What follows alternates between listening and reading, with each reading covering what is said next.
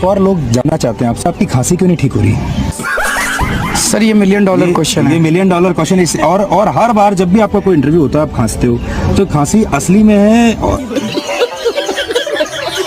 और अगर असली में है, जैसे एक मजाक चल रहा है दिल्ली में कि टफ वर्सेस कफ, तो किरण बेदी को टफ बता रहे हैं और आपको कफ बता रहे हैं।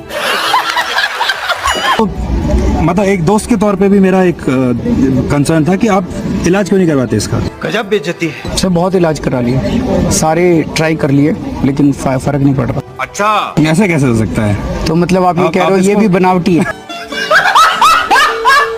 मैं ये बिल्कुल नहीं कह रहा, पर 1-1.5 साल से आपकी खांसी और मतलब राष्ट्रीय चर्चा बनी हुई है। सही पकड़े हैं। क्या कर सकते हैं बताइए, मुझे भी खांस के मजा तो नहीं आता। अच्छा नहीं लग रहा आपको? नेचुरली खांस के किसको अच्छा लगेगा, बीमारी है।